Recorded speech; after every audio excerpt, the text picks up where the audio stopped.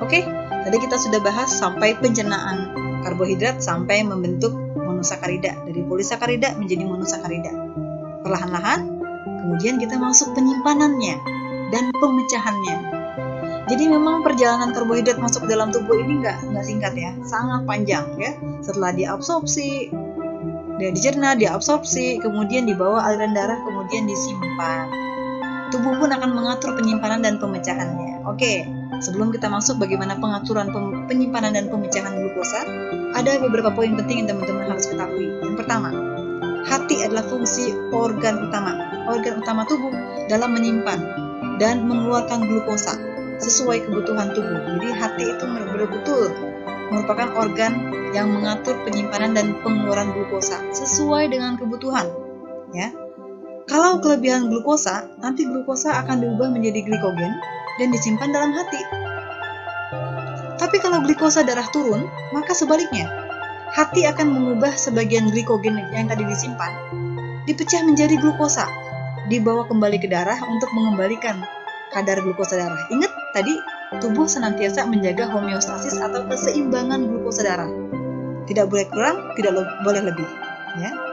Jadi kalau pada saat glukosa darah turun, maka hati akan memecah glikogen sebagian untuk menjadi glukosa, dibawa kembali ke darah, dan dibawa ke sel-sel yang membutuhkan seperti otak, otot, dan sistem tubuh lainnya. Sel otot dan beberapa sel lainnya bahkan hanya mau menggunakan glukosa sebagai energi, jadi nggak bisa ditawar-tawar, hanya mau glukosa. Ya. Sel otot menyimpan glukosa dalam bentuk glikogen. Ya, 2/3 dari 350 gram glikogen dalam tubuh ada di sel otot. Namun glikogen ini hanya digunakan untuk otot saja dan tidak dapat dikembalikan ke darah sebagai glukosa. Kemudian tubuh hanya dapat menyimpan glikogen dalam jumlah terbatas, yaitu untuk keperluan energi beberapa jam saja. Oleh karena itu, hati-hati, perlu asupan karbohidrat pada selang waktu tertentu. Ya, jadi jangan mengonsumsi karbohidrat langsung banyak dalam waktu tertentu. Kenapa? Kapasitas penyimpanan glikogen pada otot maupun hati sangat terbatas. Ya. Oke, sedikit saya ralat tadi ya untuk poin nomor 4. Sel otot dan beberapa sel lain masih bisa menggunakan sumber energi lain ya selain glukosa. Ya, dia bisa menggunakan lemak. Tapi otak hanya mau dari glukosa. Ya, sekian ralatnya. Nah, kemudian kita masuk bagaimana penggunaan glukosa untuk energi. Pada saat glukosa masuk sebagai sel untuk diubah menjadi energi, maka enzim akan memecah menjadi bagian yang lebih kecil, menjadi energi, karbon dioksida, dan air. Bagian kecil glukosa ini, baik kita lanjut. Bagian kecil glukosa kemudian dapat disusun kembali menjadi lemak dan dapat disimpan di jaringan lemak dalam jumlah yang tidak terbatas. Seperti tadi pada pembahasan sebelumnya ya, kalau kita mengonsumsi karbohidrat dalam jumlah yang berlebih tanpa diiringi dengan pembakaran karbohidrat melalui aktivitas fisik, maka glukosa akan melebihi batasnya di aliran darah sehingga tidak dapat lagi ditampung menjadi glikogen dalam otot maupun dalam hati, dan dia akan diubah menjadi lemak di jaringan lemak yang memiliki kapasitas yang tidak terbatas. Dan apakah karbohidrat dapat digantikan oleh protein untuk sumber energi? Jawabannya ya. Protein dalam bentuk asam amino dapat mengalami gluconeogenesis, yang artinya pembentukan glukosa dengan bahan baku, salah satunya dari asam amino. Dan glukosa sebagai sumber energi untuk sel otak, sel syaraf, dan sel darah merah tidak dapat digantikan oleh lemak. Jadi sel-sel ini hanya mau dari glukosa untuk sumber energi. Oleh karena itu makanan sehari-hari harus mengandung glukosa, karbohidrat, dan jumlah karbohidrat tersebut harus cukup untuk mencegah penggunaan protein sebagai energi. Nah, inilah yang disebut dengan metabolisme karbohidrat dikunci atau dipegang oleh organ utama dalam tubuh kita, yaitu liver atau hati. Ya. Dengan hati memetabolisme karbohidrat, tujuannya adalah untuk menjaga homeostasis glukosa. Jadi teman-teman harus tahu bahwasannya tubuh kita selalu menjaga yang namanya homeostasis. Apa itu homeostasis? Keseimbangan. Salah satunya adalah keseimbangan glukosa. Glukosa dijaga kadarnya dalam darah supaya tidak berlebih dan tidak kurang. Ya. Apa saja yang dilakukan oleh hati supaya terjadi homeostasis glukosa atau keseimbangan glukosa dalam darah? Yang pertama adalah glikogenesis. Untuk memudahkan teman-teman dalam mengingat istilah-istilah metabolisme, saya berikan kata kunci. Kalau akhirannya adalah genesis, genesis artinya pembentukan, maka glikogenesis artinya pembentukan glikogen, ya, yaitu pembentukan glikogen dari glukosa. Glukosa disimpan dalam hati dalam bentuk glikogen, disebut dengan glikogenesis. Cara kedua yang digunakan oleh hati adalah glikogenolisis. Ini sebaliknya dari glikogenesis. Kalau genesis artinya pembentukan, lisis artinya pemecahan. Maka glikogenolisis artinya pemecahan glikogen. Kapan itu terjadi? Kalau tubuh kita membutuhkan glukosa, darah rendah glukosa, maka glikogen yang disimpan dalam hati tadi akan dipecah kembali menjadi glukosa dan dialirkan ke aliran darah. Metabolisme yang ketiga yang dilakukan oleh hati adalah gluconeogenesis yang tadi ya. Salah satunya adalah pembentukan glukosa melalui asam amino. Gluconeogenesis artinya pembentukan glukosa dari bahan-bahan non-karbohidrat.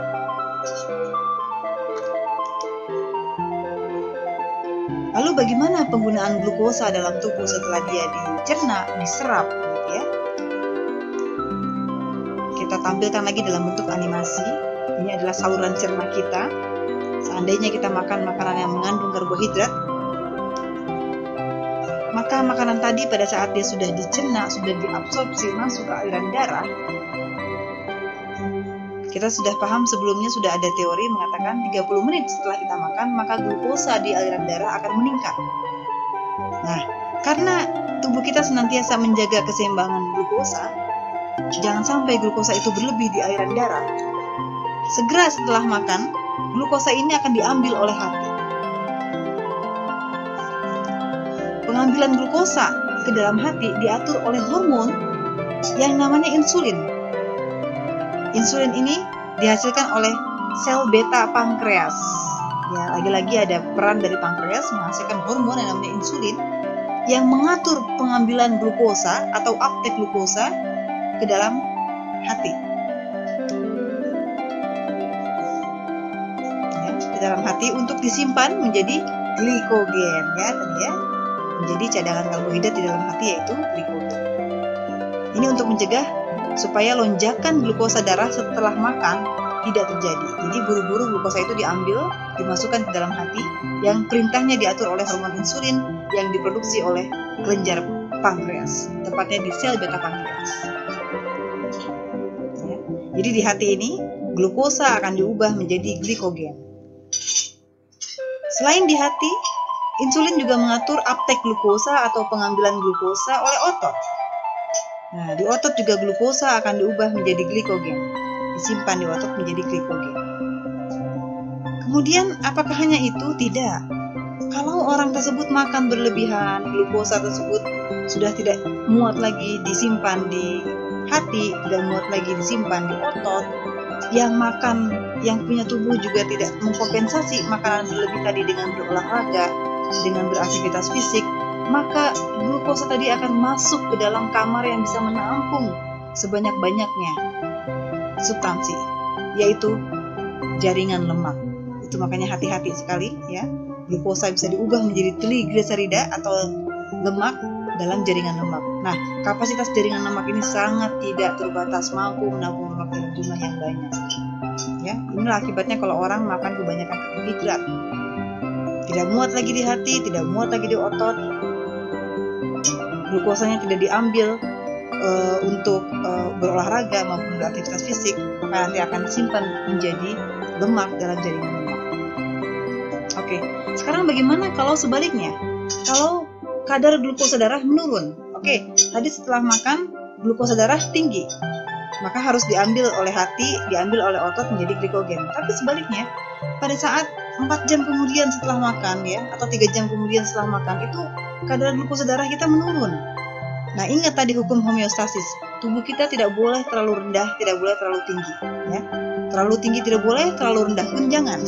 Nah, kalau kondisinya dalam darah kita terlalu rendah kadar glukosa, apa yang harus dilakukan? Nah, kita kembalikan lagi, kita pecah lagi glikogen yang tadi sudah disimpan, baik di otot maupun di hati, dipecah lagi menjadi glukosa, kembalikan ke darah. Nah, apakah hormonnya sama yang mengatur? Apakah insulin juga? Tidak. Ada hormon yang berbeda, yang walaupun sama-sama dikeluarkan oleh pankreas, ya, tapi bukan dari sel beta pankreas, melainkan sel alfa pankreas, yaitu hormon glukagon. Nah, hormon glukagon ini bertindak berlawanan dengan insulin. Kalau insulin tadi meningkatkan pengambilan glukosa dari darah masuk ke dalam sel hati dan otot, maka glukagon ini kebalikannya. Dia yang membantu merangsang pemecahan glikogen menjadi glukosa dari otot maupun dari hati untuk dikembalikan lagi ke darah, untuk mengembalikan kadar glukosa darah yang normal pada saat glukosa darah rendah, ya, dari hati, dari otot, ini akan dikembalikan ke darah. Ini adalah efek dari hormon glukagon. Jadi kalau mau saya singkat atau saya gampangkan gitu ya, saya ambil analogi gitu. Insulin ini seperti hormon yang seperti bertindak seperti ibu-ibu yang pelit ya. Ibu-ibu yang pelit itu maksudnya begini ya. Dia akan mengirit sekali penggunaan glukosa supaya dia masuk segera ke sel-sel otot yang membutuhkan, sel otot maupun sel hati. Sedangkan glukagon kita bayangkan dia seperti ayah yang pemurah ya, yang seringkali memberikan glukosa ke aliran darah ya, ke aliran darah, mengembalikan lagi glukosa ke dalam aliran darah. Sedangkan insulin mengambil glukosa dari darah masuk ke dalam sel otot maupun hati. Glukagon sebaliknya, dia yang memberikan kembali glukosa masuk ke dalam aliran darah. Itu karena insulin merupakan hormon anabolik yang fungsinya memang untuk anabolisme ya, untuk pembentukan energi. Jadi fungsinya dia adalah untuk mengatur pengambilan glukosa masuk ke dalam hati maupun ke dalam otot untuk nanti digunakan sebagai energi. Baik. Apa poin penting dari pengaturan gula darah tadi? Jadi untuk menjaga homeostasis glukosa, tubuh hendaknya dapat menjaga kadar glukosa darah yang normal. Ya, yang normalnya itu adalah 70 sampai 120 mg per 100 ml darah. Bila kadar gula darah naik lebih dari sekian, ya, dari angka tadi ya, maka gula akan dikeluarkan melalui urin.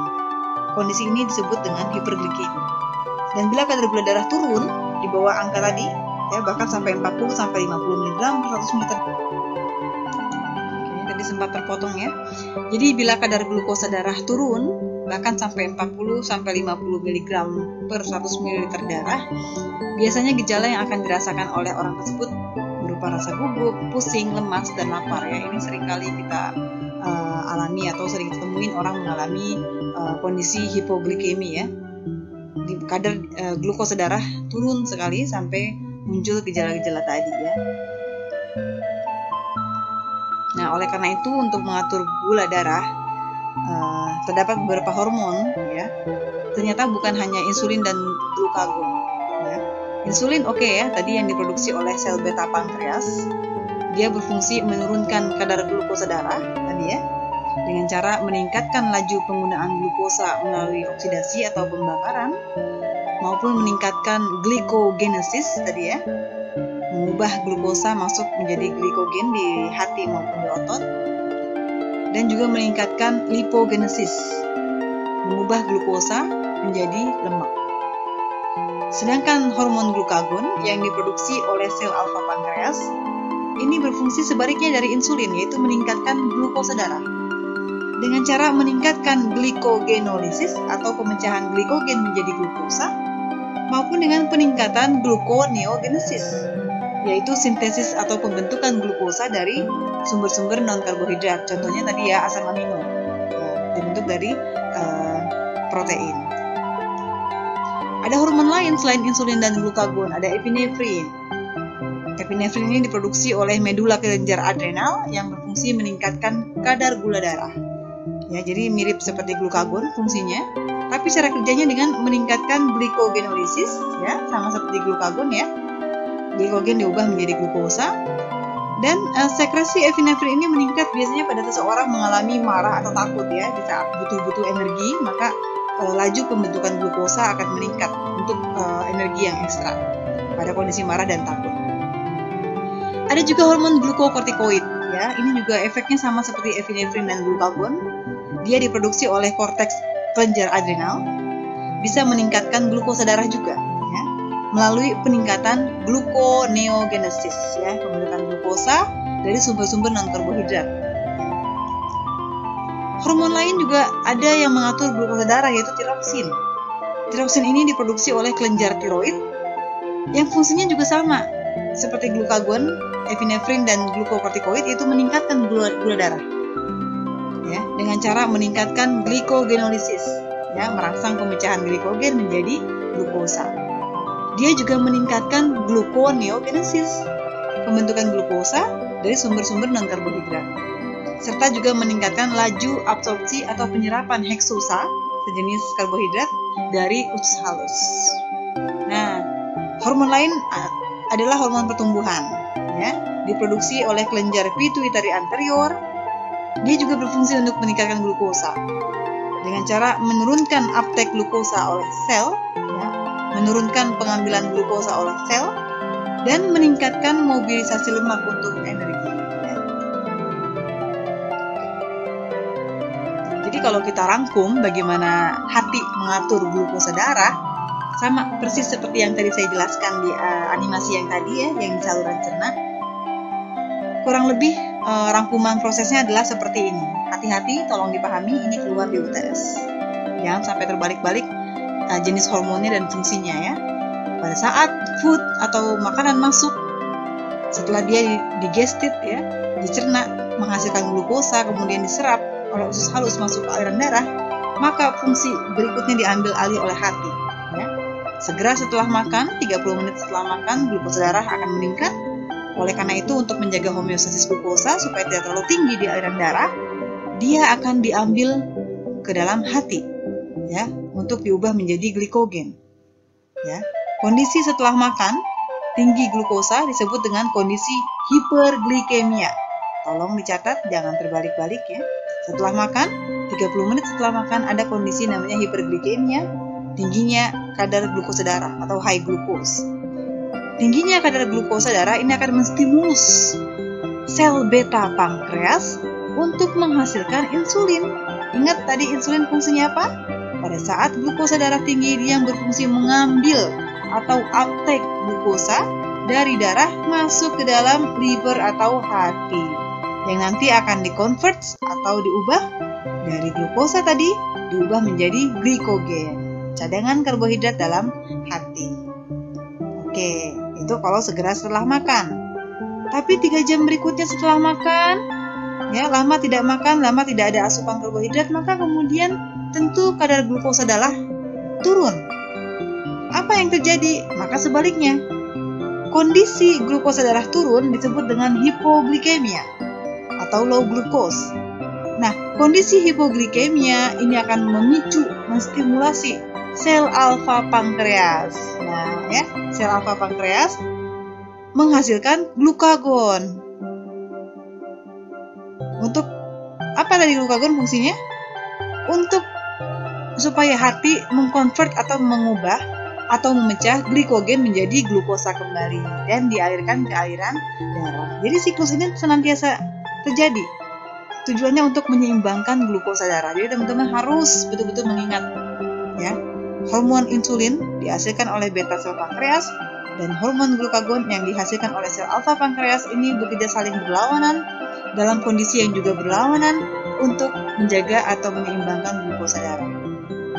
Ingat, pada saat beta sel pankreas distimulasi secara bersamaan, sel alfa pankreas diinhibit atau ditekan. Maka pada saat insulin keluar, glukagon tidak keluar. Sebaliknya, pada saat sel alfa pankreas distimulasi, maka sel beta pankreas dihambat. Jadi pada saat glukagon keluar, di saat yang bersamaan insulin tidak keluar. Jadi mereka betul-betul berfungsi sesuai dengan fungsinya masing-masing untuk menyeimbangkan kadar glukosa darah. Tolong sekali ini siklus ini jangan sampai dilupa, dicatat betul-betul, diingat betul-betul jenis hormonnya, dari mana dia diproduksi dan fungsinya, dan kapan, pada kondisi apa dia dikeluarkan, tujuannya apa, itu akan keluar di UTS. Oke, jadi kalau saya rangkum lagi metabolisme karbohidrat secara umum, fungsi hati ini sangat vital. Pada saat high blood glucose, pada saat tinggi glukosa darah, ya, setelah orang makan makanan mengandung karbohidrat, maka insulin akan bekerja yang dihasilkan oleh sel beta pankreas untuk meningkatkan cadangan glikogen, ya, terjadilah glikogenesis, dan juga dia menurunkan gluconeogenesis dan juga menekan glycogenolysis, sehingga pada akhirnya terjadilah uptake glukosa dari darah masuk ke dalam simpanannya baik di hati maupun di otot.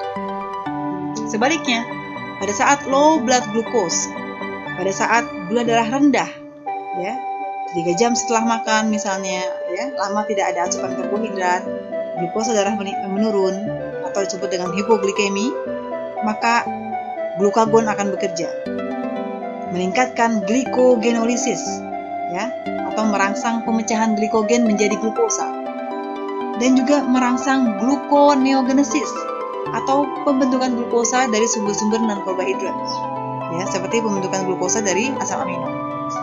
Dan juga dia menurunkan penyimpanan glikogen, sehingga produksi glukosa pun meningkat dan dikembalikan ke aliran darah sehingga dapat menyimbangkan kadar gula darah yang tadinya rendah. Oke, ini harap diingat. Terakhir, pembahasan kita tadi janji saya di awal akan membahas tentang indeks glikemik atau glycemic index, atau yang biasa disebut disingkat dengan GI atau IG. Nah, jadi penggolongan karbohidrat selain digolongkan dengan monosakarida, disakarida, polisakarida, digolongkan juga menurut indeks glikemiknya. Ya, ada high glycemic index atau glikemik tinggi, ada moderate atau sedang, ada low atau rendah. Sebenarnya apa sih glycemic index, ya, atau indeks glikemik? Indeks glikemik adalah ukuran kecepatan suatu bahan makanan meningkatkan glukosa darah setelah dikonsumsi, ya. Jadi ternyata beda bahan pangan, bahkan beda cara mengolah, itu bisa beda juga IG-nya. Beda kecepatannya dalam meningkatkan glukosa darah, ya. Ya, jadi IG itu merupakan suatu ukuran. Dikatakan suatu makanan memiliki IG yang rendah, ya, kalau nilainya atau skornya kurang dari 55. IG rendah artinya kecepatan makanan tersebut dalam meningkatkan glukosa darah rendah. Sedangkan IG sedang itu kalau skornya 55 sampai 69. IG sedang berarti ya kecepatan makanan tersebut dalam meningkatkan glukosa darah dalam tingkat yang sedang. Terakhir, IG tinggi kalau skornya lebih dari 70. Artinya adalah makanan tersebut sangat cepat meningkatkan glukosa darah. Ini hati-hati nih. Jadi asal mula penentuan IG, indeks glikemik, ukuran-ukuran ini hasil penelitian, ya, dihubungkan dengan risikonya terhadap peningkatan glukosa darah. Ini dulu ditemukan penting untuk pasien-pasien diabetes, ya. Pasien diabetes yang insulinnya terganggu, dia sangat kewalahan dalam mengontrol kecepatan suatu makanan dalam meningkatkan glukosa darah, sehingga penting bagi pasien penderita diabetes untuk mengetahui jenis makanan dari jenis IG-nya, ya. Tentu pasien diabetes mellitus yang insulinnya tidak berfungsi secara baik, penting sekali untuk menghindari makanan yang IG-nya tinggi, ya, karena dia akan kewalahan untuk mengontrol lonjakan glukosa darah setelah makan makanan yang IG-nya tinggi, ya. Jadi kalau kita kaitkan dengan fungsi insulin tadi, ya, untuk mengontrol lonjakan glukosa darah setelah makan, maka tentu pada orang diabetes, orang yang insulinnya terganggu, dia harus betul-betul mengontrol, hati-hati untuk mencegah makan makanan yang IG-nya tinggi. Karena apa? Karena pada saat makan IG tinggi, masuklah lonjakan glukosa darah yang begitu tinggi, tidak terkontrol, itu akan sangat sulit untuk mengontrol uptake glukosa masuk ke dalam hati maupun otot, ya.